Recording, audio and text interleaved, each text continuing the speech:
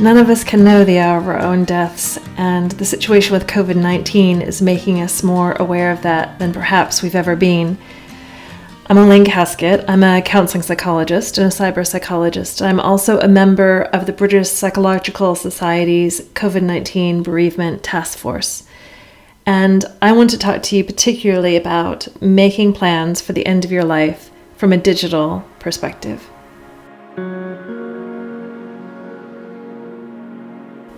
The best time to make plans for the end of our lives or to communicate our wishes to our families is when we're well, but the vast majority of us don't do that. And there's a variety of reasons for that.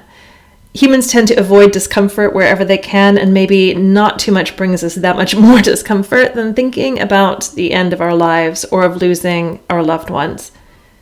There's more than that, though. We believe in the power of our own thoughts, and we are afraid that if we think things about our death, or even do things related to our death, such as planning, that we might tempt fate, that we will bring it on. And so we avoid it, and avoidance fuels anxiety.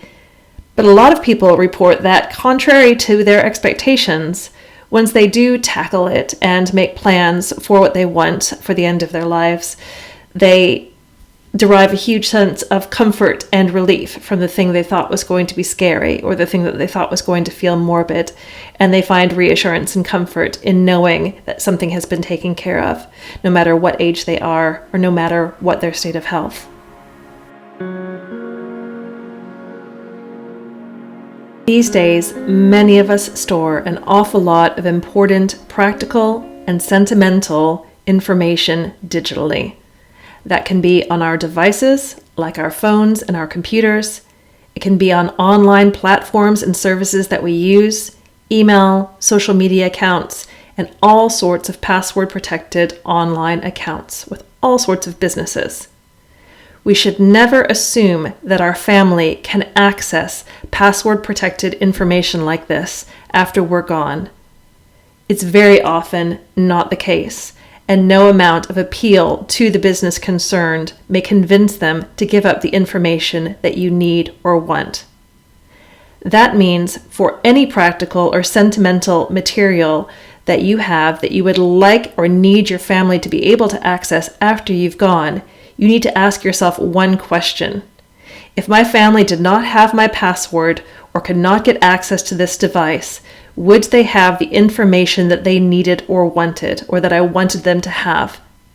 If the answer is no, that means you need to transform or translate that information into a format or into a place that those people will be able to access the information that you want or need them to have.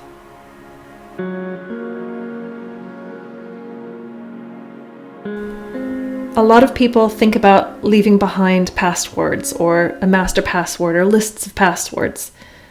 That can work, but it's not always the best or the safest or the most foolproof option. Things do change, and access to accounts or devices might not be as straightforward as you think.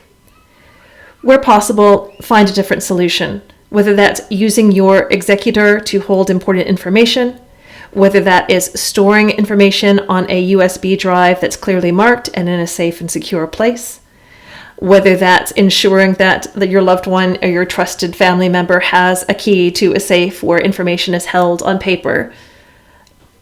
Don't rely on online platforms solely for the care and the protection and the transfer of your most critical practical information or your most cherished and beloved sentimental information that you want to pass on to other people. Always ensure that you have some kind of backup to feel maximally confident that people are going to have the information that they need. So, no matter how old you are or in what state of health, the best time to plan for the end of your life is when you're well. And no matter what scary thoughts your mind sends you about the potentially disastrous consequences of daring to think about your death, rest assured that our thoughts don't have that kind of power, and that avoidance tends to only fuel anxiety.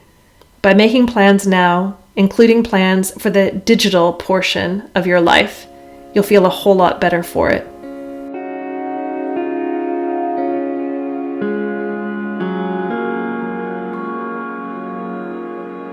you.